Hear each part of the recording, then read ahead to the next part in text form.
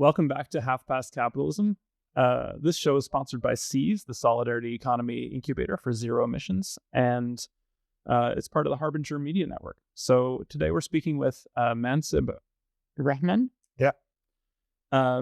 who describes himself as passionate and zealous individual interested in immersing youth into the glorious world of programming and developing all the sci-fi gadgets that should be existing already. Is that still accurate? I think it was 18 when I read that. Oh, really? but if I haven't changed it, it's for a reason. Amazing. Well, I appreciate that description anyway. And we're going to be talking about things that should be existing already. So yeah, welcome, Mansib. Yeah, thanks for having me, Drew. Cheers. So you're the CEO of Radish, which is a cooperative platform to bring, I'm just quoting here, bring together Canada's restaurants, couriers, and food lovers. Yeah, I mean, it started that way. Okay. The scope of our activities have kind of grown beyond that, but I mean, that still holds true as well. Yeah, so I thought of this as sort of an alternative to DoorDash or Uber Eats or something like that. Yeah, that was a cooperative, which sounded great, but it does sound like you've really branched out into restaurant logistics, food. Yeah, I mean, not just restaurants. Yeah. I mean, okay, we deliver pet supplies, gardening supplies. We deliver almost anything. So yeah. Okay, and just from the experiential level, how do most people sort of experience Radish? Do they experience it by going to the website and sort of ordering something, or do they experience it by calling up one of those businesses and being like, "I want to order something," and then Radish is sort of I mean, it depends on the person, right? But sometimes it's very direct. I mean, people are just ordering. They have their favorite restaurant on the platform. My restaurant's on the platform, right? And they just go there and order as they would with any other kind of delivery app. Okay. We maybe don't have all the bells and whistles that some of the other apps have, but I mean, when it comes to delivering your food, affordably, we're as good as it gets. Mm-hmm. Okay. But for a lot of other people, it's they're probably getting their cat food on the platform, through another merchant that they're ordering. Mm-hmm. It might be, and you're just sort of the seamless logistical link. Yeah, exactly. The two. Okay. Yeah, or sometimes it's it's even before that. We're supplying the grocery store that's supplying you with the goods. Mm-hmm. We're bringing in decorations for a wedding, right? So okay. We're involved in logistics in a lot of different ways, and so it's more B2C, but some of it's more involved in behind the scenes. I mean, I think in sort of previous interviews you've talked about how delivery, the delivery mechanism of an Uber Eats or a DoorDash is this splitting everything up into tiny little gigs that people then wait around. I think the idea is that you behind that business model is that you offload a lot of the sort of inefficiencies onto the gig worker, basically. And so the advantage for them supposedly is that they can sort of dip in and out whenever they have time to do a gig. But on the other hand, they're spending a lot of time waiting around that they're not getting paid for. Yeah. And so, but your insights seem to be that it's actually more reliable and more efficient to just pay drivers to be absolutely working in not 9 to 5, but a regular shift. Yeah. I mean, the principal reason for us having employees is economic. Right. It's not purely a social thing, although that was a huge factor.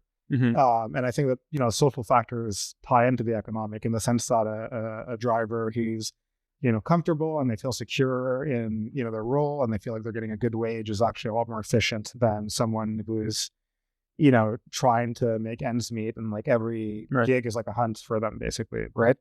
Though there are advantages to the Uber model for workers as well. I'm not saying it's although I don't agree with their philosophy. I think it was a net advantage for this thing to exist, but now we need to do better and propose a better model than what they have.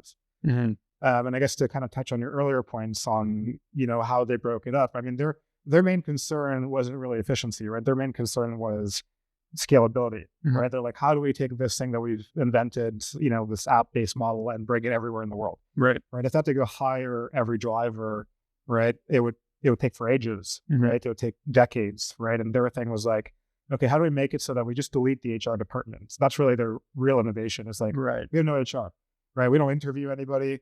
We don't, if something happens, we don't like do a review. We just let them go. Everything is a resource, right? And it's not efficient economically. It's just mainly that it allows them to go into, say, like Winnipeg tomorrow and get 1,000 drivers ready, right? And then turn on. And then, like, if they need to turn off, right, as we saw with Amazon, which is not the same as Uber, but I can go into the details later, but they also have kind of a gig model. They can just turn off and leave, right? Like, so they're not really, the anchoring they have in the communities that they're in is very, they can be severed at any moment. Yes. And in Amazon's case, they can burn people out like crazy. And and that works for their model because they just churn people through. Yeah. And I mean, they don't even do it directly, right? Because they're, not only do they turn the end worker, but how their model works is they have contractors or I guess entrepreneurs that own mini fleets, right? So you pay Amazon like, $10,000 and you get the rights to like a route, right? So you're like, hey, I'm going to have 5 drivers and I get this territory, right? And they assign the routes. You have to get the van from them. You have to get the gas from them, the uniform, everything. And you have to go hire drivers, right? So Amazon is shielded from the liability and the responsibility from directly employing those staff. Right. The contractors are employing the staff, right? And they could cut you off at any moment. So if you're an entrepreneur that has an Amazon route, right? If they don't like how you're performing, they could just cut you off within 30 days. You lose everything. But you're on the hook for like the payroll. You're on the hook for any. The driver gets into an accident, that's on you. You're going to the CNST and like getting. So it's just like a slightly higher, like a higher complexity version of the same gig work model, basically. I mean, it's actually 30-day time span as opposed to it's a model like cutoff times. Well, I mean, it's a model that FedEx actually innovated. Oh, wow. Right. So like, and back in the day, it was having a FedEx route was very lucrative. Sure. Right. But over time, they've been squeezed, and Amazon just took it to a whole new level. Yeah, that are just going to keep squeezing. Yeah, they had algorithms and like all these different things, and like it's also very like, you have to get everything from Amazon. You can't get your own gas. You can't get your own vehicle. And you'll actually notice what's interesting is the Amazon vans, so the ones you see in Montreal or did see in Montreal. Yeah. None of them say Amazon on them. They just have the arrow. Yeah. Right. Because they're not Amazon. They're not operated by Amazon. They're operated by these fleet operators. I see. Which are just small business owners who are trying to make a living, and like they squeeze those owners, and those owners squeeze their employees. Yeah. Right. And they just kind of rely on like, immigration to like just keep funneling new people in. Right. And the model that we're talking about here is with Uber as well as with Amazon as with anything else. Yeah. You come into a market, you can pay a premium up front because you have all this capital. Yeah. Like VC cap or venture capital, or just in Amazon's case, just piles and piles of cash. Mm-hmm. So, and then you can pay people relatively well probably at the beginning, and then you can squeeze later once you have the sort of market dominance. Yeah, there's definitely a hallmark of the VC model is that whenever they enter a market, the conditions are very favorable for the first participants, right? So if you're the first drivers or the first consumer, right? Like when Uber came to Montreal, like more than a decade ago, I was one of the first clients, right? And they had this coupon or this code where like to refer someone, you both get $20. Right. And I remember going and posting on the Uber blog, and like a bunch of people, would see it. And I ended up with like $400 or $500 worth of rebates on Uber. But over my lifetime, that seems like a very high acquisition cost. Right. Yet over my lifetime, I've spent over $10,000 or $20,000 on Uber. Right. To work, having to just travel, get around or send things around. Right. Especially prior to having my, running Radish. So they can front load the sort of customer acquisition and also loyalty to a certain extent, because you're going to remember that, or you're going to have that sort of as your first impression, even if it costs the same as a cab now. Yeah, it costs like a quarter as much at the it's way cheaper. Yeah, and so you have this association. Yeah. I mean, and obviously the market share changes. I mean, it primes a relationship with the consumer or the driver, but it doesn't. Lock-in with platforms like Uber is very low. Right? People don't really favor Uber over DoorDash to a significant degree. But how they solve this problem is through VC money, right? Because the platforms that have more money can always go reacquire another clients. Right. So like, let's say you start off with Uber and Uber gave you $50, and any another platform like, in Montreal we had like Fedora and Golo and like, a bunch of like local things that popped up and died over the years. They might come in and give you $20 rebate to join their platform. So you switch from Uber to them. But Uber has like 10 times the cash as those smaller players. So Uber just needs to spend another $20 to get you back. And they just bleed those smaller companies dry, which is how we've gradually ended up with a duopoly, right? In Montreal, you essentially have Uber and DoorDash, who probably do like 85% of the market. And then the remaining 15% is, Skip, smaller companies like Radish. There's probably one or two other smaller ones. And so you see how this brings us back to like, I guess the kind of key question here, which is like, obviously you have some capital, but nothing like on anywhere near the scale of a Uber or DoorDash or anyone else really.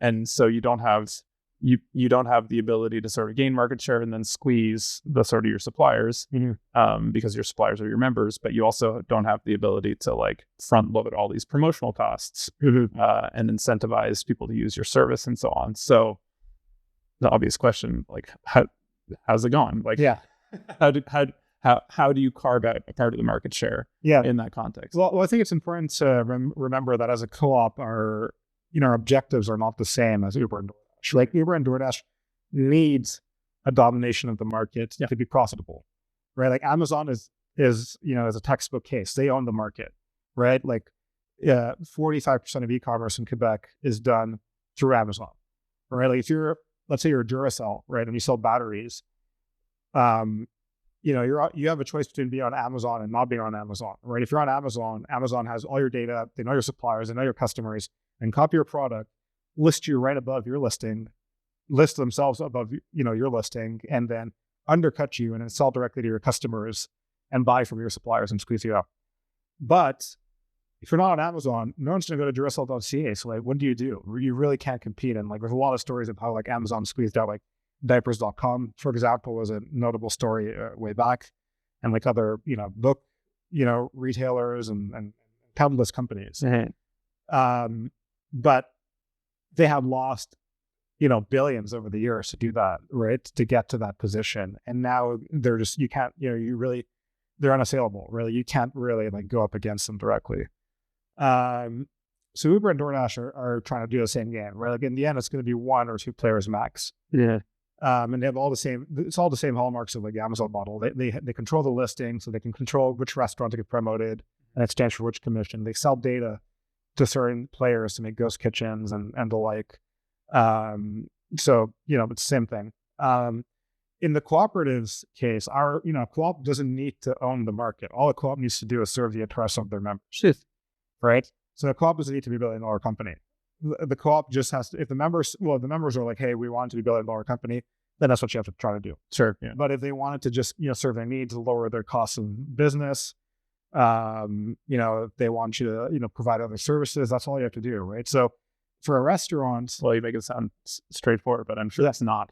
Yeah, I mean, there's a lot of complexities and there's a lot more to it, obviously, especially when it comes to like marketing dollars. That it's usually where we're kind of at a big disadvantage vis-a-vis the incumbents. But I mean, again, for a co-op, like a restaurant, most people go order at a restaurant through the platforms because they like that particular restaurant, not because they like Uber or DoorDash, right? Those are restaurants we kind of target where, the consumers would order from that restaurant anyway, regardless of whichever platform, right? And so the restaurant has a certain capacity to convert all their clients over your platform if the platform, does the job, is favorable to their, operations, right? So when people go in, they can be like, order on Radish and get that extra. Yeah, they don't have to. They can keep the other platforms on. Like I keep Uber and DoorDash on in their restaurant, but like 90% of our orders come through Radish, and that's because we attach the flyers on social media with all our clients to order through this favorite platform. Our rates are better on Radish, so other restaurants do that. And it's not every restaurant, but it's enough that you can capture a few kind of higher margin ones, and you can actually be more efficient that way, right? Because if you're working out of 10 restaurants and you're concentrated on those rather than like 5,000 restaurants and doing just a couple on each one, your drivers are leading with more orders, right? Your drivers know the restaurant, they know the clients. It's the same dynamic again and again. Yeah, it's funny. In the restaurant across the street, I noticed there's all these signs being like, "Oh, you must show this ID, you must do this," because obviously, like, you're in this like super alienated framework where like some randos coming in, if they don't have their like Uber bag on, they're just gonna grab some food and leave. Yeah, I mean, like, people do that, right? People do like they've had to establish protocols to prevent that. Because I mean, when there's no relationship. Yeah, exactly. Yeah, when it's so decoupled, I mean, everyone's just kind of it's everyone's just trying to. It's almost a zero-sum game. Everyone's trying to kind of play against each other, right? Because the only way to really succeed, right, is like, hey, how do I game the system? Because Uber is gaming everybody in that equation, right? And as they need to, like their model only it's not. I don't want to say it's necessarily an evil thing. It's more like they need to do that to be viable. Sure. Right. So yeah. And you can say that's evil. Yeah, I mean, I'll say it. Yeah. I mean, it's I guess we're a bit of a different position, but I need to quote you on that. But I'll offer that up as my perspective. But yeah, so I guess speaking of the needs of the members, I'd love to just go through each of your member classes. So you have sort of restaurant and supplier members. Yeah. You have sort of worker members, so drivers and maybe other developers. Myself. Exactly. Yeah. And then you have user members. Yeah. And each one has a third. Am I understanding that correctly? Yeah. So of the board seats. Yeah, exactly. So merchants, workers, and all the workers are employees, by the way. Mm-hmm. The drivers are all employed. Right. They're salaried. And then consumers as well. And the board is divided into three, right? So they each have 33% of the seats. Mm-hmm. Mm-hmm. And that kind of ensures that, like, if any motion is passed, it at least needs the support of like two of the member classes. Yep. Right. And that's how you kind of balance the interest, because naturally everyone has like their own interests, right? Like the drivers want to get paid as much as possible for the least amount of effort, which is totally normal. Mm-hmm. Right. And then consumers want to pay the least possible and get it as quickly as possible. Mm-hmm. And, merchants, want to, again, sell the most while paying the least possible. Of course, yeah. So like, all those interests kind of, they kind of go against each other, right? So to make sure that we can kind of bring them, to an equilibrium, we have this model where you need the support of multiple classes to like move things forward. That's great. And so, yeah, what is the value? Can you get into a little more of what the value proposition is for example, restaurant? Yeah, I mean, it's cheaper. When you need help with something, where you can contact us directly with the phone number of the person, or at the very least, it's the same 2 or 3 people that are handling your case. Mm-hmm. Not only is it the same support, but they get the same drivers, right? And so the drivers almost kind of become an extension of the restaurant or the segments, not just cars, because it's the same people. Like they sometimes like we have some drivers who carry around like, and this is a thing that was very common back in the day, but with Uber has become less common. But they carry around drinks or they carry around cutlery, so like they don't have to go back to the restaurant and get something if they're missing something, mm-hmm. right? Mm-hmm. The restaurant, sometimes they call the driver to be like, hey, like I forgot something, so you're correcting errors way earlier. That in the trajectory, so you're more efficient in that regard. The consumers that are ordering at your place, so like you actually kind of tailor the food to their liking, because again, it's the same clients. Like we have, one of our top clients who's been ordering at my restaurant for the last 5 years has ordered nearly 300 times since the pandemic when they started, and it's like always the same order, and it's always around the same time, and it's usually the same driver that's doing it, right? Which I think kind of brings it back to how things were to a certain extent in the past, where you had the relationship, right? And that's why our motto, our original slogan was "Restaurer la restauration," right? Like restoration, but not just, in the sense that we're bringing back the relationships that Uber has kind of, been looking to decouple, as we mentioned mm-hmm. earlier. Yeah, so I mean, I think that's what the advantages are. They have a say in the governance of the organization, mm-hmm. right? If they're not happy with a fee or something like that, they have recourse, right, to something they don't have for the platforms, right? One of the original reasons we started was because we were using Uber, and like whenever we had a problem, we be connected to a call center in, the Philippines, and, they weren't speaking English or French simply because we were routed to the wrong call center. Right. I had one of our early members, like, they couldn't get their DoorDash store open for the first 2 weeks because the store, for some reason, was opened online in Mexico City, and they just couldn't get it corrected. There's no way to tell the system, I can't just Where else? Give me. Yeah, it's almost like trying to deal with an insurance company, right? Yeah. So yeah, I mean, those are the advantages. I mean, now again, like, we're still small, so there are, And do they pay less for? Do they get to keep a larger amount of their? Yeah, I mean, we're on average, we're maybe 30 to 35% cheaper than the other platform. Okay. Right, and the other thing is our commission is the same for every merchant. Mm-hmm. Right, or there might be some short-term, onboarding discounts, but like, we don't do like, you get like a 22% and you get a 29%, and like, everyone's kind of like trying to negotiate their own rates. If we have to give a discount to a large merchant, we have to give it to a smaller merchant, right? Mm-hmm. And that's to put everyone on a level playing field. Because one of the other issues with these platforms is that it favors kind of industrial type, establishments, mm-hmm. right? Because the multinational fried chicken chain, can do higher margins, right? Because everything comes from a factory, right? Whereas the mom and pop can't, so they pay lower commissions. They can only afford to pay lower commissions to Uber, but then Uber or DoorDash is going to list them on the third or fourth page after, the kind of industrial McDonald's or whatever. Yeah, and so consumers don't see them as much, and they play in other ways too, right? Like, they'll keep more drivers around the more higher margin restaurants, right? A little more to win, so the consumers feel that these restaurants deliver faster. And if you're using an app, often it's because you want things more conveniently and quicker. Of course. Yeah. Right? So like, if your impression is that these recommended places are going to be quicker, faster, you're going to go there, right? So it's a very, very kind of nefarious circle.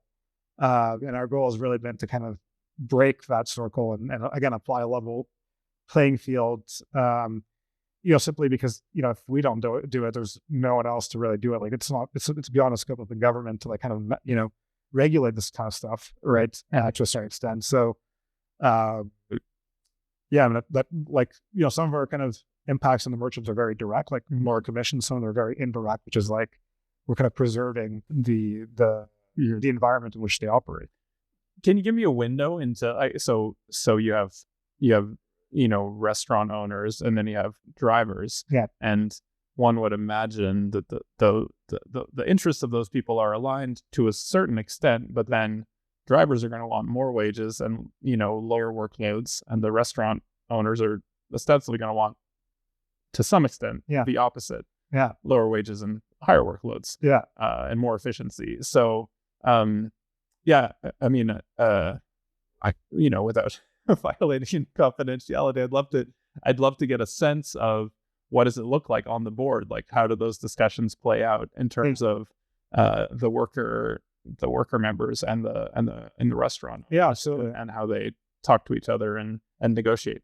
I mean, the same situation exists for the incumbents as well. It's just that for the incumbents, there was no discussion, right? Like, what Uber does is that, if they see a lot of, lashback, like during COVID, like, they added delivery fee caps.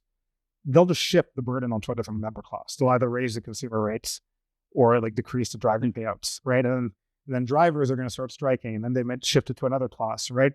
That's their way of handling it. Divide and conquer. Yeah, in the case of the cooperative, we have the discussions up front on the board. Sure. Right. So, it like, discourse is, the antidote to like these kind of class frictions. Yeah. Right. Like, when you don't have that, that's when you have like these big issues. Yeah. Right. So instead, you have smaller discussions that are less heated. I can imagine it's more human. I mean, there's a scenario where it's more humanistic. There's also a scenario where it just leads to conflict that tears apart the co-op. But I guess, but I mean, I'm curious how you the thing is, like, ride that line. I mean, the more frequent the discussions, right, the less heated it gets, because people can kind of blow off the tension. You can't do that. If you can't get it off your shoulder, and like, you're just you're just like subject to whatever the platform decides for you, that's where it heats up. That's where you start seeing drivers or cyclists wanting to unionize, right? Or merchants, boycotting a platform or consumers boycotting a platform is because they're like, hey, I have like no recourse other than like just doing this very drastic action. Mm-hmm. Whereas when you have a system which is kind of, which enables discussion, then you always know that, there is, you can always compromise on things. You can always discuss things, right? And, I don't think people want to antagonize a working relationship just to, get an extreme benefit, right? The merchants want better rates. They want to pay less, but they're not going to antagonize all the drivers and then not, especially when they know the drivers and they see them every day and they know their faces. They're not going to antagonize them to a point where they're not going to want to deliver for them, right? Or same thing for the drivers. Like they understand that, the margins in this business are quite low, right? So they're going to want to preserve the structure so that, they can preserve their jobs, right? Sure. In a way, it's kind of like building the union into the company rather than having to. And that's why I wanted to do a co-op. And it's not a dig at unions at all, right? It's just that, in a lot of companies, it's made by this capital class that disregards the employee concerns, and then the employees have to force that concern, through unionizations or other mechanisms down the line, and it creates a lot of friction. We're like, hey, let's have that from the get-go. So they're not kind of fighting to be heard; they're already at the table. And I'm so curious because this has become sort of at a certain level an issue of identity in the workplace, in the sense that you're thinking of yourself not as an employee. I mean, obviously you are an employee, but also thinking of yourself as like part owner. Yeah. And sort of director of this entity that you're working for. And so I'm just curious how that's evolved. I mean, you've been around for several years now. 5 years, I guess. Yeah, 4 or 5. 4, yeah. So yeah, I'm curious, how have you seen that evolve at the restaurant level, at the different member types? Like how have you seen people sort of grow into that role of being a part owner as well as a customer or an employee? Yeah, I mean, we're still a young company, but I mean, we're older than we were a few years ago. And when we started, right, the idea of our co-op surviving into year 3 or year 5 was, almost foreign, right? So of course, the nature of the relationship members have with cooperative has changed, where, in the early years, people, very opinionated on how things should be done. And over time, people have kind of settled into a working relationship. And even though we're still quite dynamic and there's still this kind of, need to like always be innovating and changing the way we do things to be more efficient, people are also comfortable to a certain extent with how we operate, right? So like the larger questions have been answered for now. I mean, there'll probably be other milestones, and of course expand and whatever, where those questions come back up.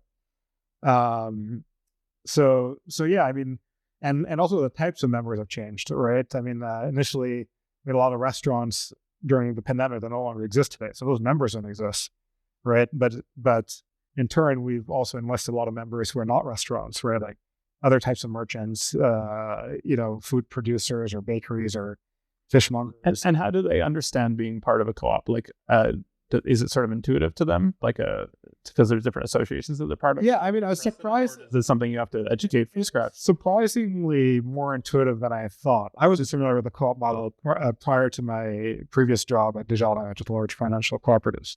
But for a lot of people, I mean, surprisingly, like a lot of immigrants, like they were familiar with the model from, from the past, right? From other aspects of their life or other, past experiences. So I think people are roughly familiar with the model. And, I think co-ops are interesting in that like every co-op kind of operates very differently. Corporations have a lot of diversity, and co-ops have even more diversity than that, right? So I think people got to kind of get used to it as they go along. I mean, they get a certain amount of onboarding, and for some members, like their interaction with the co-op is very transactional, and it's fine. There's no need to, if you're part of a grocery co-op, you don't need to be involved in every aspect of the business. You can just be supporting them by going and buying, right, as being a member. And for others, they're very, they have a lot of ideas and they want to contribute, and they want to tell their other merchant friends about the co-op, or other workers tell their other, worker friends or their friends to order, right? So, you see a varied degree of participation, and the participation also is not constant. And I think that kind of reflects democracy, where you have, some individuals who are very, public with, how things should be done. And then you have other individuals who, are very private. You have all kinds of, you have a large spectrum of participation. But the biggest thing is that you have the option, which is something that doesn't exist in a corporation, where no matter how much you want to participate, there's always this kind of firewall between you and the actual governance of the organization, beyond, going and buying, copious amounts of their share or something like that. Yeah, of course. Yeah, and I guess coming back to the board dynamics, I'm super curious how that plays out, the 1/3, 1/3, 1/3 model, where you have these 3 member types and nobody has an outright majority. Yeah. Often in sort of what is sort of recommended is to have one dominant sort of type, and then one sort of, seat at the table, but not able to like vote down anybody else. But so what I would imagine is that you'd sort of end up with a sort of de facto governing coalition of 2 of those member types. So whether it's I'm just imagining, but you tell me, but restaurant owners and customers sort of pairing up to make sure that costs stay low, or it could be, user members and workers being like, okay, we're in solidarity. We're going to make sure that people get paid really well. Yeah. And we're willing to pay a little extra, and more of a fair trade model. I don't know. But so I can imagine a lot of different scenarios, but I'm curious, is there a stable sort of coalition, or is it pretty dynamic and more consensus based? I'd say it's pretty consensus based. I mean, we can imagine that maybe, 10 or 20 years on the line, when we're a lot larger, right? And the co-op, it's not a direct relationship between the highest. Yeah, when you have a lot of that assembly of 300 members that all come and sit in different parts of the. Especially when you have like a greater diversity of geographies, sure, right, and cultures, right? I think that's, because it's harder to have, when people say class solidarity, that's often very local, right? Like people have solidarity with the people of that class in their community, right? And like, of course, we all say, like, everyone says like, hey, I have a solidarity with the worker class worldwide, but like the worker class worldwide is extremely varied, right, and diverse. It's very difficult. Yeah, in solidarity. Yeah, and like the buy-in from everybody is not the same. Like you can like, often the challenge is that like you're speaking for people who might say different things if they were asked directly, right? So I don't think we've reached that point where we're so large that you have a class that's trying to represent workers, and they're workers in like 20 different regions, and they actually have different needs because, their provinces are different. Like, I'm sure the needs of a worker in Alberta are very different than the ones in Quebec, right? We don't have that issue where they're arguing for different things, right? So for that reason, I haven't seen any large kind of like movements where like, 2 classes are kind of trying to subjugate a third one. And, the thing is, there's enough issues where every class is partnered with another class for something, right? Interesting. It's hard to, it's difficult to see. Like there's, it's not just like we're talking about one thing, which is price, right? There's pricing, there is like worker rights, there's a level of quality, there's like marketing, there's language, there's financing of the cooperatives, and everyone has like different opinions on that. And it's rare that you see like all of it falling in line with like 2 classes and not, the third, right? And even within the class, you have a lot of kind of diversity in that. Like you have larger and smaller merchants who have different needs, right? Like a mom and pop has a very different need than a medium-sized business with 50 employees, right? Or in the workers, you have drivers and cyclists, which already don't share the same. Of course, cyclists, are much more interested in, personal insurance, for example. Whereas drivers are interested in like vehicle insurance or subsidies in regards to the maintenance of their vehicle, which is much more costly than a bike, of course. And then on top of that, you have people who don't even have vehicles because they work in corporate, right? So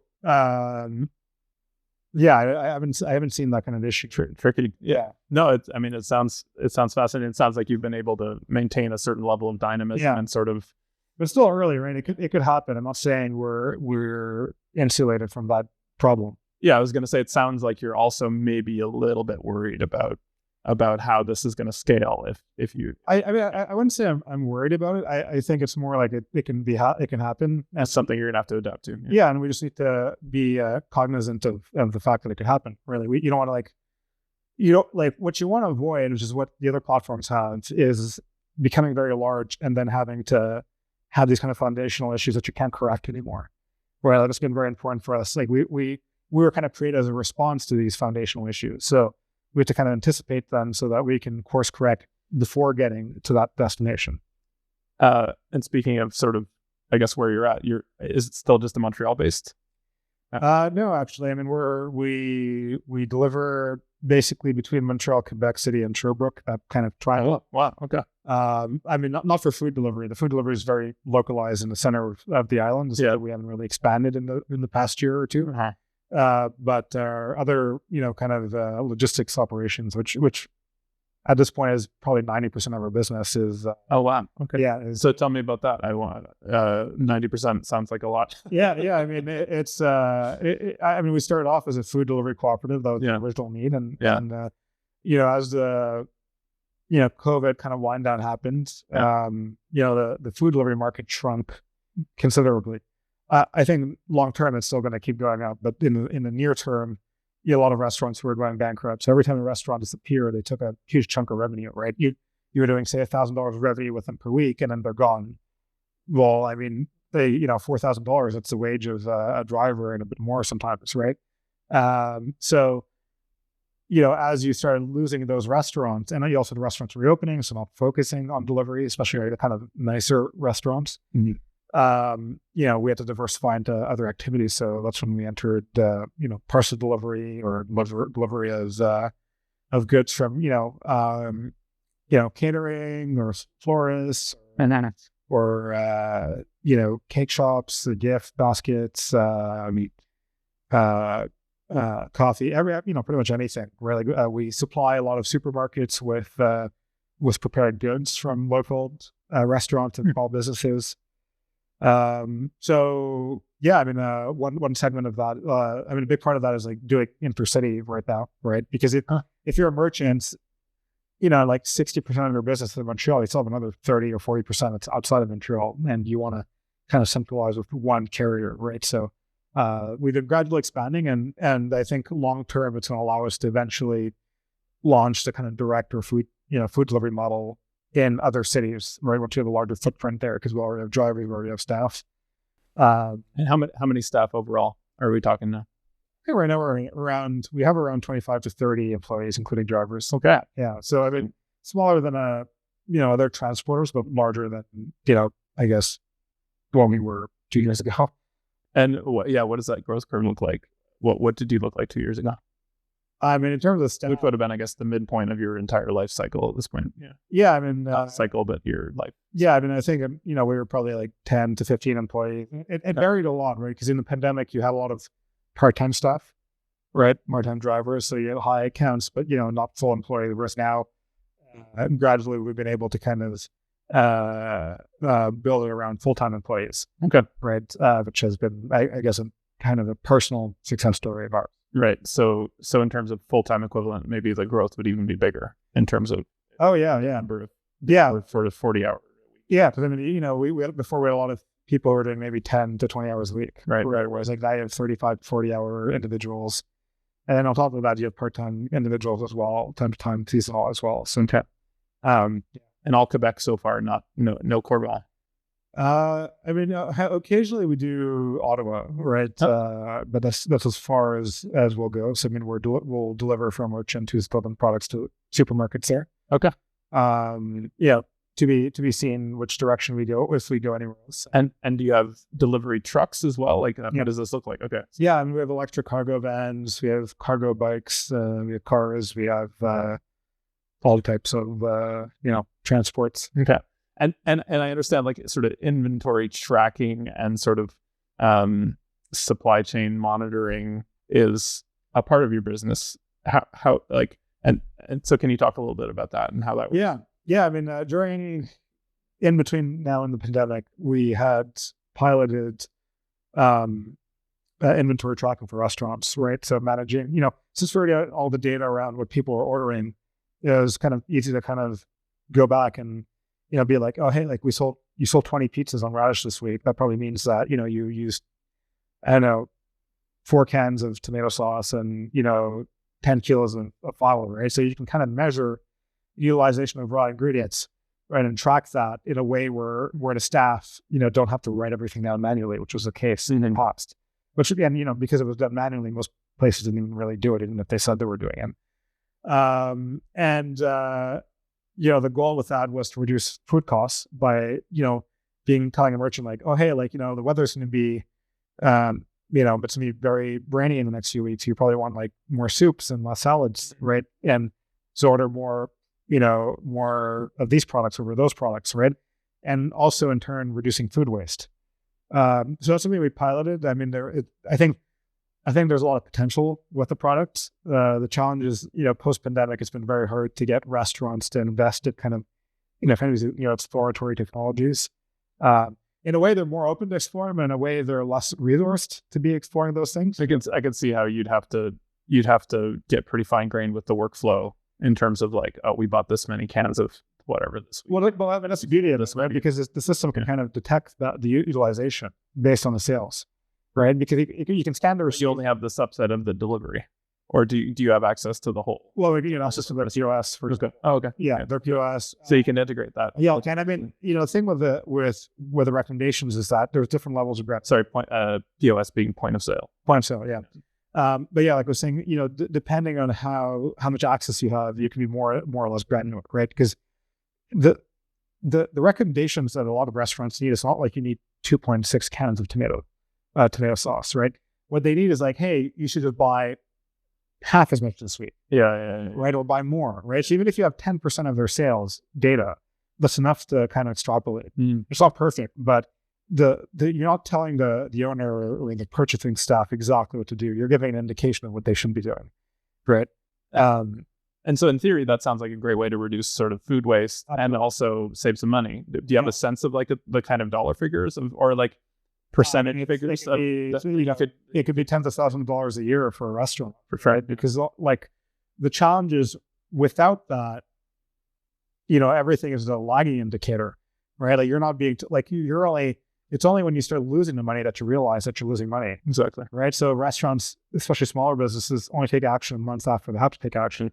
Another avenue is menu prices, right? Like you might be losing money on the menus and you only realize when you've been losing money for 2 months and you're like, you look at the bank statement and you're like, I have less this month, right? That's how small businesses operate. They're not getting super up-to-date information. Yeah. Right. Whereas like, the kind of insight that we can provide is very like, leading indicators. Yeah. Right. It's very much like, hey, like just in the last week, you've been losing money. Right. Just in the last few days, you've been losing money. Like this might continue. Right. The weather's going to go up, or like you can look at like commodities pricing. Like you look at like the price of oil. You can look at the price of wheat. Right. Which are very common, so easily accessible data points. Can you feed those things in and be like predictively be like, our model is looking at commodity prices, is looking at the weather, and can basically say you have a like 60% chance of like losing $500 next week. Yeah. I mean, it doesn't really give a percentage chance of losing it. Well, I mean, we try to be kind of nuanced with how we present the information, right? Because you don't want to say there's a X percentage chance, and then merchants are like kind of like trying to bet. So you don't. No, I understand. But what does it look like for them? I guess is the question. Yeah, I mean, it's you're sometimes you're just kind of presenting the facts of like what has happened, and you're letting them kind of prescribe the action, right? And for some other things, you're kind of prescribing things because the granularity of the data is better, right? So you're able to be like, oh, I know exactly how much rice you use, and so you can, like this is how much rice we think you're going to need. Right. So it depends on like how much data you have and like and the type of merchant as well. And so what does that look like? They get an email that says it's going to be rainy for the next 2 weeks. Your lemonade sales are going to go down by 50%. Like what? Yeah, I mean it's a dashboard. It's a dashboard that you can access online, and often often it's actually just like talking to our staff, right? Because a lot of our staff have worked in restaurants, right? So you're given, so it's an owner to owner situation, right? Or a staff member to owner or staff member to staff situation where they're kind of explaining it as if they were working at the restaurant, right? It's kind of just advice or insight like that, which I think is another kind of interesting aspect of the co-op, which is that not everything is technological. Right? A lot of it is just kind of institutional or being part of the community. I want to zoom out a little bit and talk about, I guess, you're part of it's basically a tech startup, but there's, obviously co-ops there's a significant number of co-ops in Montreal that are tech in the tech sector, but obviously you're smaller than the sort of dominant startup sort of culture. So I'm curious, how do you relate to the tech sector and startup culture? And yes. I mean, we're kind of really a unique intersection because even though they're kind of tech forward co-ops, there aren't a lot of, not just in Quebec, but worldwide, there aren't a lot of product based co-ops, right? Often the tech co-ops, it's like consulting or they're providing hosting or a service. In our case, you're kind of building a product that's competing with a mainstream product. And so we're kind of like, the black sheep of both worlds, right? Not in a bad way. Like it's not like we're hated by any ecosystem. It's just that, when you go to the tech world, right? Like, it's very hard to tell a VC why they should take a risk, not on your product, but on your legal structure, right? Like you typically don't want to innovate on the legal structure. And in our case, as a co-op, we're also our co-op structure is very different than traditional co-op structure, right? Because we can raise venture capital unlike pretty much any other co-op. And we have like the multi-stakeholder model. And like you mentioned, typically even with the multi-stakeholder models, you tend to see a dominant class. And you see a smaller class, like kind of appended down the line. In our case, it was built to be like egalitarian from the get-go. And yeah, so I mean, it's been interesting. I mean, we try to partake in both worlds. We hire from both worlds. I don't think we've really been at odds with anyone. It's just we're kind of a bit different, and we have to always try to chart a new path forward, right? Every time we try to do something. What happens, for example, when you hire somebody who's like used to the tech world into your co-op? Like what do they have to learn to like be able to function? I mean, we don't try to make it so that you have to learn a whole bunch of lore before you can be useful, right? Like our goal is really to ease people at it. Sure. The co-op is kind of kind of underpins everything we do, but it's not something necessarily that you have to, if you're coding a certain piece of infrastructure, you don't need to necessarily know every detail about the co-op. Though it helps, right? Because, you'll probably know that like, hey, we have requirements as to how our data is kept. That's a bit different than the other platforms, right? Like, we will never sell our data, right? Because, they belong to our members or, there's certain types of products or services that will favor, we try to procure kind of ethically. But those are things that I think kind of come up in more innocuous ways day to day. It's not something we try to like hammer into people. And I think, when we hire, we kind of filter for that kind of culture fit to a certain extent. We don't say like, oh, hey, you have to have this political leaning or you have to have these values to join. It's more like, this is the type of organization we're in. So, ideally we want to kind of get along to a certain extent. And, sometimes we'll hire people with very polar opposite political leanings to what the mainstream of the organization is. But the important thing is that, there is the discourse is polite, or the discourse is acceptable and is a discourse that can kind of build, positive interactions, right? Rather than conflictual ones. Of course. Yeah. So yeah, I mean, we haven't really seen, I think that's kind of been self-perpetuating in a way where like you're getting employees that ultimately want the co-op to succeed, right? For the reasons that the co-op has laid out has laid out for its existence, right? It's not like it's something that people kind of like subconsciously kind of pick up, rather than us having to be like, hey, like these are the 3 values you always have to respect and live by, right? And a lot of organizations, a lot of CEOs and organizations advocate for these like value models, like where you have to like 3 values or like 5 values, and it's often like you have to be respect and move quick, and everyone has this stuff, and I'm like it's very static, and people interpret those things very differently, right? So it sounds like your approach is maybe more relational. Yeah, it's more relational and it's more malleable. Like I like it's actually very interesting because I think over the years you also get cohorts of staff, right? People come in because conditions in the world make a certain group of people come into your organization, right? Like the people who are joining the organization during the pandemic are very different than the people joining today, right? I remember like there's one or 2 years where we had a lot of like neurodivergent people joining the cooperative, right? ADHD, bipolar, like I think it was like 70% of the organization, right? And then the next year it was less, and it was not something we kind of like went out to be like we're going to hire more of these individuals or less of these individuals. It's just that when you had one individual, it just kind of made it more inclusive towards other individuals, and then like organically that increased. And like when those people started moving on to other, they want to go on to go do their masters or go travel or something, they changed the character of the organization. And it's been really interesting to see how we've been kind of organically evolving in that regard without us being like, we want a certain type of individual or we want people to, for sure, believe in a certain thing. I guess coming back to what you're saying, you're saying sort of black sheep in both the tech sector and the co-op sector. And you started out you sort of started your career, as I understand it, at Desjardins. No, I mean, prior to that, part of your career at Desjardins. Yeah, I mean, I had a few years at Desjardins. I mean, prior to that, I'd worked at Microsoft. I was also consultant for a few years, and then manufacturing. So you really got a solid slice of life from both. Yeah, from sort of the solid cooperative worlds in terms of Desjardins. Yeah. For listeners who might not be in Quebec or Canada, like a massive credit union that is like with the biggest bank in Quebec, I think. Yeah. I mean, they're not a bank, but yeah, a large financial institution.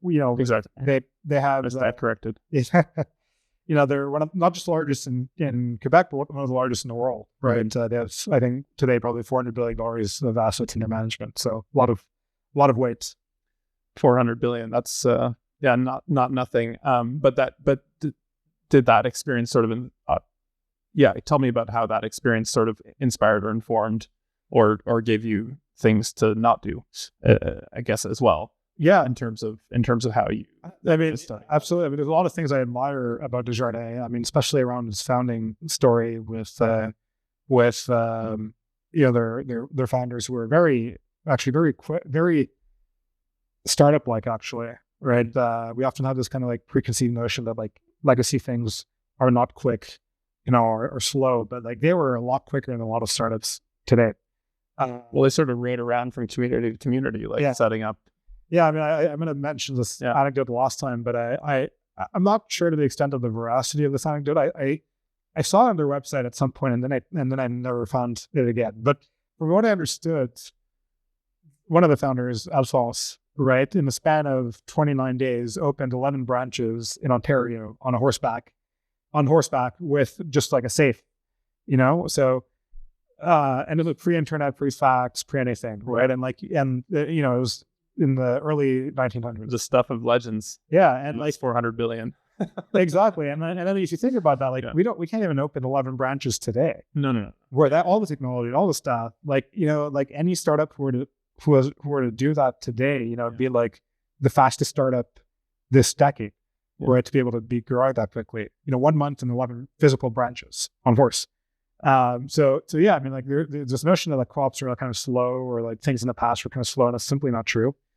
They have very strong network effects, which is something else that is very important for tech startups. Where like he was relying on the church actually to spread the message, right? Like they would always open a kiss in front of a church because the priest, right, would be telling their constituents like, hey, like invest your money here. It's going to give us, kind of autonomy from like the usurious kind of lending practices of the merchant class. And so like it kind of spread like that, and it's something that people really neglect. Again, like they had no technology, or they had technology, but they had no like modern communications technology to enable them to do that. Yeah, I mean, so I guess going back to your question, I mean, some of the things that I think with Desjardins changed over time, one of the areas where they were definitely lacking was the retention of talent, right? Because Desjardins doesn't have shares, or if they have shares, they're not equity shares that go up in value. And the thing is, strong performers and executives often rely on those stock options or other forms of share compensation to be incited to work at a company, right? So you're never going to hire someone who'd go work at a Google or Microsoft or whatever to go work at an institution like that long term, because even if they perform, even if they have an outsized impact on the organization, their total compensation is quite limited to another organization, right? And you could say like, hey, like I could, like maybe I don't want that much money, but I can't like require that of like a whole generation of developers, other individuals, right? So that was definitely a big piece for us, was like, hey, how do we build in this kind of incentive structure in the co-op, in a way that keeps the governance kind of structurally sound, but still giving economic incentives to high performers, right? I think that's one thing we did very differently. And so my understanding is you've sort of decoupled equity from political control, like control of the intellectual property and the political direction of the co-op. Yeah, I mean the governance and the economic interests are split, right? Mm-hmm. They can be held by the same members, but they don't have to be held by the same members. Ultimately, the decision. It sounds like you are keeping them held. There is a significant overlap in that diagram of owners and. Yeah, I mean it's above 90% or 95%. Okay, for now. But ultimately, it's a question of whether the members want to sell their economic rights. If they want to sell them, they should have the right to do that, right? So you're allowing people to be like, hey, like I'd rather have the cash up front, and someone else can get the upside. Yes. And then other members, drivers might be like, hey, I'm just going to hold on to this until they retire, right? And that's fair either way. And it's something that it's something that's very unique in the co-op world, but that exists in the traditional world. Right? It seems like you'd still want to have a significant amount of overlap, in the sense that if you want investors to trust you to manage a co-op and get decent returns, then you'd want the people running the co-op to have the incentive for it to. I mean, personally, yes, I would like the alignment to always be there, where the members also want the growth of the cooperative, right? So it's a win-win. But if at any given point the members are like, hey, I don't know, there's a really bad year, economic crisis due to bad investments, we need to raise money. So we're going to sell off a portion of the co-op's equity or the economic rights, either for a short duration of time or for an indeterminate duration of time. They should have the right to do that, right? Mm-hmm. And actually, that already happens in the co-op world. I mean, like often, they sell shares, right? It's just the shares don't change in value, but the amounts are so significant, especially when they're buying something like a building, that effectively the economic rights are already kind of surrendered to investors. And like I know stories of like grocery co-ops and stuff who like, couldn't make the decisions they needed to make because their hands were held by their investors, which are co-op investors, right? So, So you already kind of have that. So if you're going to have that, you might as well kind of be forthcoming about it, right? So that the members are better educated about their tools that they have at their disposition, right? What you want, like what I want to avoid is members having to get these significant loans or investments from lenders who are supposedly, co-op forward, but ultimately still have control and can kind of be like, hey, if you don't change your management or if you don't change the members don't vote for this, we're going to pull out of our investment. We're going to call back our loan or line of credit. I mean, that comes down to the same thing, right?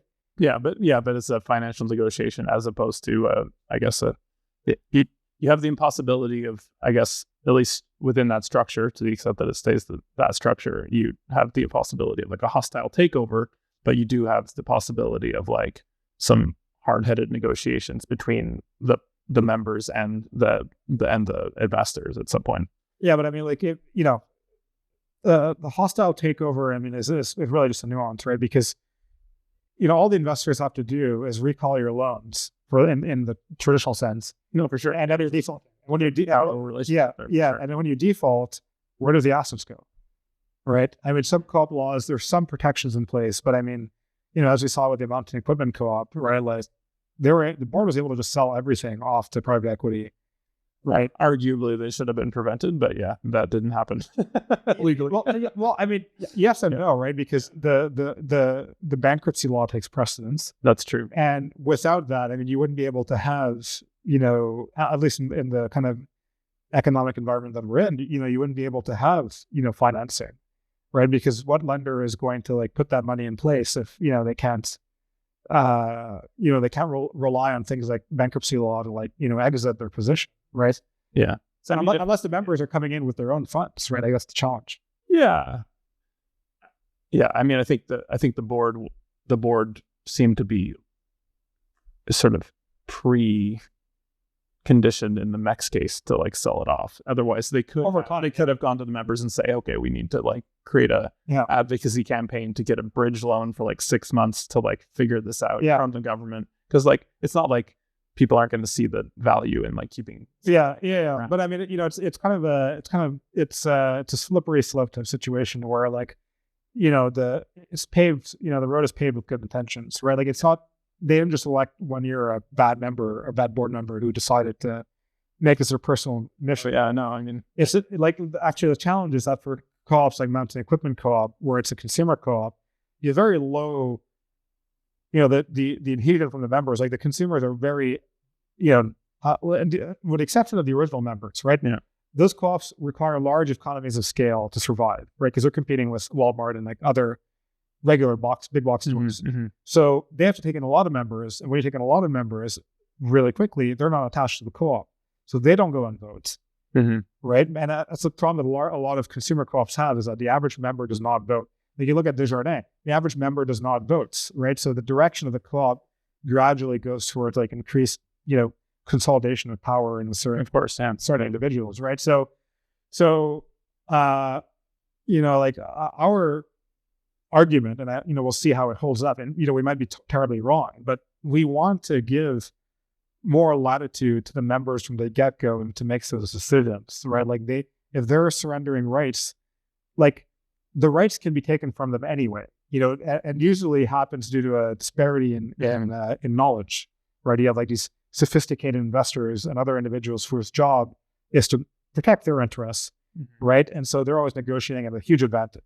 So our goal is to provide those tools to our members so that when they enter those negotiations, they have the tools to sell out in the way that benefits them, right? Absolutely, or protects their interests, rather than if one day down the line, and I would be against this personally, but if one day down the line, let's say I'm dead, all the members get together and like, hey, we're going to demutualize, right, and sell our assets. Like, that's your prerogative, right? You should have the right. I mean, sort of. You're selling out all the future members at that point, and you're also selling out all the past members' work, and to basically taking a snapshot of the membership at a particular point in time and saying, okay, all the work that all these previous people did who are no longer around for whatever. Yeah, but I mean, the member is going to like now benefit us. But the membership, truly reflects the interests of the members. It doesn't reflect interests of future or past members, right? Like you open a small, but I would say it should, in the sense. I mean, there at a certain point there's community equity, like in like MEC, for example, Mountain Equipment Co-op, you end up with, this is much greater than the sum of its parts. Yeah, like, I mean, in the end, individual members got nothing. They just lost their ability to have a co-op that they part. Yeah, but the buy-in from the individual member was low, which is exactly. Yeah, it's like if you're not involved in democracy, you're gonna get what's picked for you, right? Like, no, it's without going on. And in the US, that's a good example. Yeah. So I mean, it's again, as much as I personally liked, it comes, you can make a lot of parallels, for example, with, housing and the boomer generation, right? Do they have a certain responsibility to sell their houses at a more affordable price, right? In the case of like if in like let's take that analogy to the co-op. Yeah. Should the co-op be protecting my interests? Yeah. When I'm retired from Radish? Yeah. Should I be held up as like like the glorious founder, and like my vision kind of like kept as like a profit, or should it reflect the needs of its members 50 years from now who are totally different than me, right? And probably don't have anything to do with me, right? Yeah. Should we as a country, be reflecting the interests of like John A. McDonald to this day? Like, no, I mean, it is up to the members, but I think, anyway, I guess a bit of a tangent, but I think there is demutualization. It seems like it's hard to find examples where it's not driven by sort of short-term, short-sighted, absolutely bad, like ultimately bad for society sort of reasoning. Yeah, absolutely. But again, it's very nuanced when they get to the ground level, because you could also take an example of like a theater co-op or a small worker co-op of like say 20 or 30 individuals who contributed for 15 years, and then they're all reaching retirement. Yeah. And in theory, they could keep it around for the next generation, but they could also just sell the assets off and use it to retire, right? So I mean, I argue that it really depends on the. No, these are hard decisions. I mean, there was this sort of a home heating co-op in the town I grew up in that was like a worker co-op for a number of years, and then everyone got to retirement age and they didn't have anybody interested in sort of taking it over, so they sold it off, and they got all kinds of assurances that they would keep, all these different things. But then that company who bought it from them gave them a nice big payday. Yeah. Then sold it to another company. And now it's just like, totally. Yeah, absolutely. Decoupled from any kind of value system that they had before. Yeah. Yeah, absolutely. I mean, there's a lot of stories in Quebec of insurance demutualizations where, the original families are, getting 50, 100K payouts. And it turned out like for years, they hadn't just been taking new members at all. So it was just really just concentrating to the benefit of a few individuals. It does happen. Yeah. I guess we'd have to wrap up. The time has gone very fast, but I did want to ask about the sort of idea of an IPO, an initial public offering. So basically offering stock to, and you'd sort of floated that idea in another interview. I just wanted to see like, where are you at with that? And what does that look like as a horizon for you? I mean, it's still far in the future. We'd like to be the first co-op in the world to IPO. Based on my readings of the law, it's legal in Canada. Interesting. But I mean, the IPO market right now is very bad. I mean, we're very far from it, but even if we were ready today, it'll still be a few years out. Or even like the traditional incumbents and other companies are foregoing the IPO. But I mean, I would like for it to happen for various reasons. I mean, it would kind of give a roadmap for entrepreneurial individuals, investors, the community to get involved more in co-ops. Use a co-op more as a vehicle, right? Because it'd see the kind of exit, liquidity that'd be available to them, right? It would allow more money to come into the sector. It would allow more individuals to have a very clear, again, roadmap of like how to be involved in the sector, right? So I think it's important. I'm not saying every co-op is to IPO, far from it. But I would like to be the co-op that can. And, again, because our governance rights are protected from the economic rights, the IPO shares are not giving people control of the co-op, right? Undue control. There's a certain amount of control they get just from being an economic shareholder, right? And, it's new in the co-op world, but it's something that exists, in the traditional world. Like Zuckerberg holds an overwhelming control of Meta, and like, most of the control of Berkshire Hathaway's and, in one class of share, which costs like $250,000, right? So it's not unheard of. It's just, no one's ever done a co-op where like there is no way to purchase that voting share without actually becoming a member. And I guess just to come back to several points ago, are you offering equity to your developers? Is that everybody? Every employee is involved, including drivers, get stock options that are vested over the year. And do they get significant dividends from those at this point, or no? I mean, or is it more the share value that is the incentive?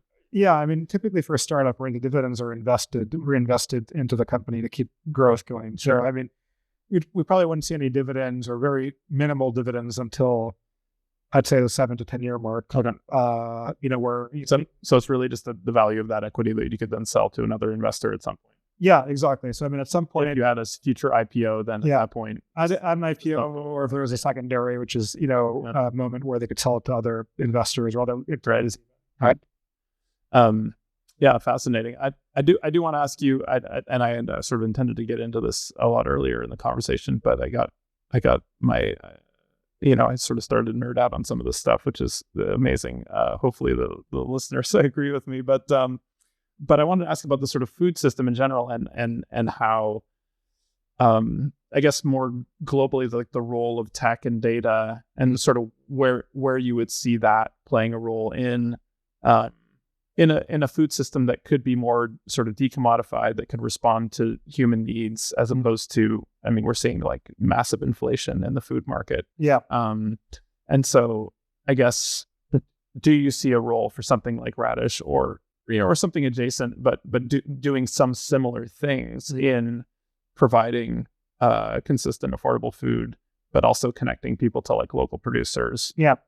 Stuff, the basic food movement demands that are there. Like, what do you see as the horizon for that? I mean, the crazy thing is that there's enough food in the world for everybody multiple times over. Yeah.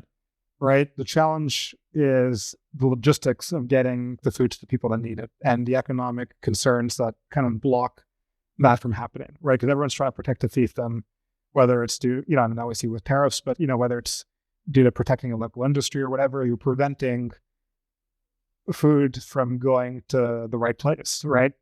And I think having a more democratic model is going to help fight that. And also, especially data, right? Like the importance of data is that it shines light, in these dark areas where those kind of like, those kind of like inappropriate margins are often hiding, right? I mean, like for example, like in the recent inflation of like the cost of, groceries, right? Like we're all blaming the supermarkets, and, they are to blame to a certain extent.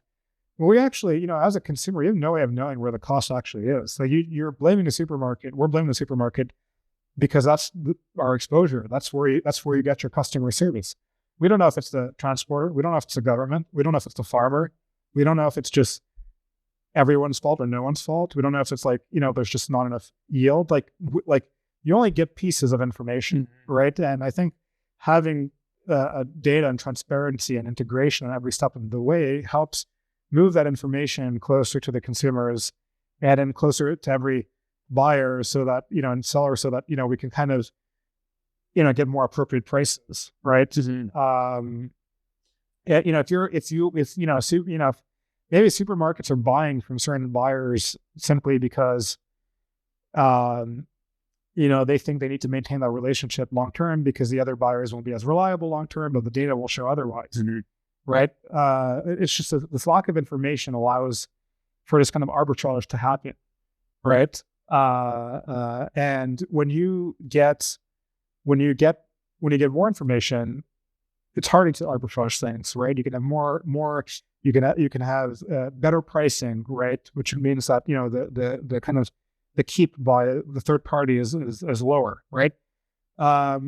And also, there's also a question of like empowering smaller players through infrastructure, right? So I think things like Radish really help there. We have a lot of, for example, a very concrete example, we deliver a lot of products like, salads and falafels and breads from like, small local businesses who, if they were to work with a larger company, it would cost them twice as much, right? Now, the larger companies take a commission, right? When they're distributing to a grocery, the distributor might take up to a 40% commission. Right. Our costs, and we don't use a commission model, but our costs usually for those deliveries are around 15 to 10 to 20%.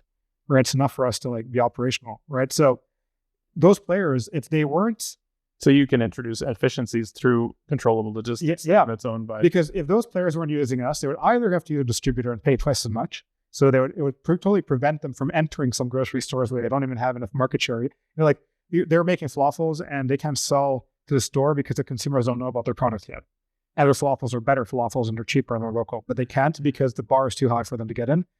The alternative is often they have to like get a van, right, and drive themselves. So now they lose 1 or 2 days a week just driving around delivering, wasting gas. And like all these small companies have their own vans, right? Rather than using our van 7 days a week, split up between 7 members, right? So I think the kind of information disparity and like the disparity in the infrastructure available to these smaller merchants, I think if we're able to kind of tackle those issues over time, it's going to make food more affordable, more accessible to everyone.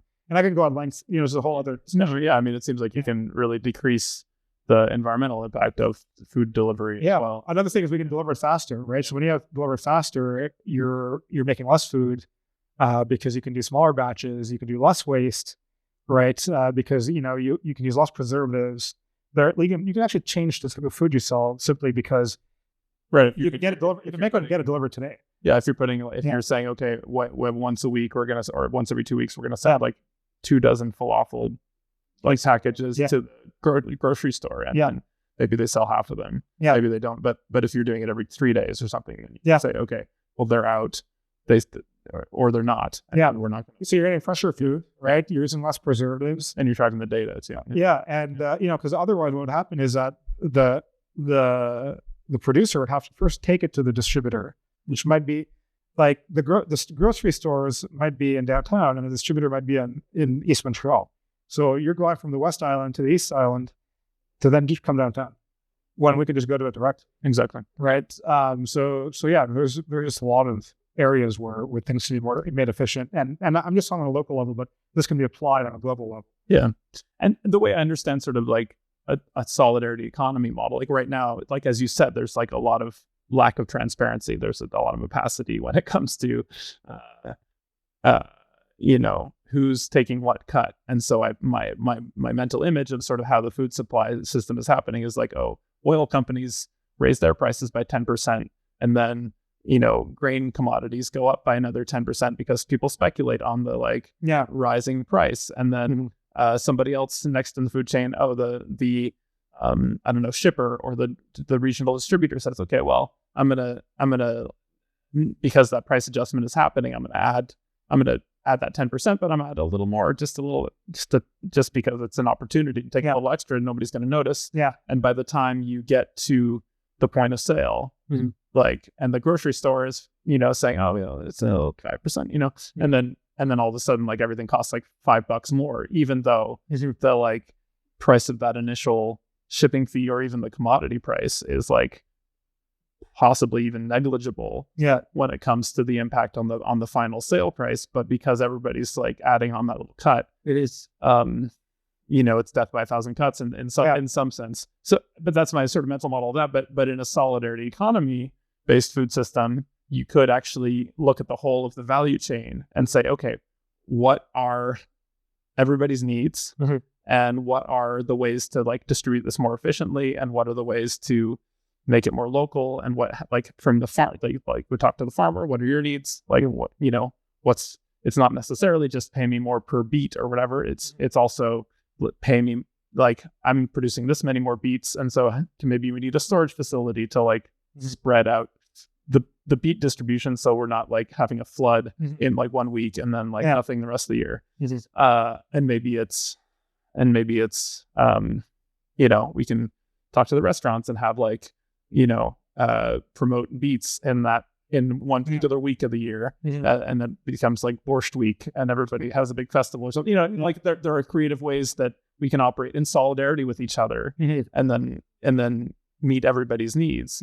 And then you talk about the price that people pay at the end, and making sure that that's efficient as well. And if everybody can communicate transparently, then you can have a negotiation that meets everybody's needs without everybody sort of just like taking whatever they think. But that's why the access to information is super important, and also the speed at which things are done, right? Because in your first example, that yes, there is like obviously market players that have greed, and it's natural to want to take as much of a cut as possible. That's a human instinct to do that, but usually that comes from logistical challenges, in the sense that like you can't move something, right? So you have to pay a premium to have that moved. right? And when you're able to have more fluid supply chain, that's when you can have your latter example where like, oh, I know I have to get these beets to Montreal tomorrow. Then it makes sense. Then you can have a discussion, right? Because like the discussion is going to lead to a result fairly quickly, right? Whereas like when it's decoupled, you have to rely on middle individuals to do that, right? Because when you need the beet is very different from when they provide the beet, right? So you need distributors, you need storage companies, and by making that more streamlined, those facilities, go from being, places where they have to hold and sell and like, take a higher premium to like enable that to places which just act more as hubs to like efficiently get things to where they need to get to. Absolutely. Right. So I think that's like the big kind of, push we're trying to do from the bottom up, from the smallest players, is like, how do we make this more streamlined so that, we can have that kind of. Is there a farm to table vision for Radish, or are you doing? I mean, we work with some organizations locally that have that vision. We've also worked with farms and other, kind of producers, direct producers, right? So I think it'll definitely have more in place in our model over the years. But there are also more significant costs involved, right? Because you're taking a raw product and there's some degree of processing that must happen. Even if it's just as simple as like, applying the sticker label on every beet, right? Like, I don't know, but like there are other intermediary steps, and like we haven't gone to that point where we have the technology to do that in a kind of streamlined way. Because again, the big thing for us is being streamlined. So, if we're taking parcels from somebody, we need to be able to inject into a system without adding a lot of kind of, extra labor, right? To essentially keep the prices low and the system efficient. Do you think you could eventually Radish could eventually play like a coordination and capital allocation role in in a local food market? Yeah, I mean, we might participate in that manner. I mean, I think it depends on, because one thing we're mindful of is not trying to, breathe up all the oxygen in the ecosystem, right? There are other players, other community members and organizations that are also trying to do that. So we're always going to try to come in a way where we, accentuate the kind of existing efforts, right? But the logistics are key. Yeah. And the data specifically is a key role. Yeah, absolutely. But I mean, there are other players in logistics as well. Like there might be storage or, we're always trying to work with existing methods. If in a market there's a demand from our members to do that, like absolutely. Right. And that's the other thing, like we always act on the demands of our members, not just purely on, our kind of like utopian kind of, Factorio video game scenario. So if that's my preferred scenario. Yeah. So I mean, if the opportunity presents itself and there's a desire internally to do that, then we'll absolutely do it. So Borscht Festival in November incoming, sponsored by Radish. And Borscht Fest all year. I mean, there's enough beets in the world to make it happen. It's just getting them steer on top. Absolutely. All right. Yeah. Well, buy sour cream futures, everyone. Yeah. Great. Well, Mansib, thanks so much for coming on, and I really appreciate your sharing a bit about your views. Yeah, Drew. I mean, thanks for having me.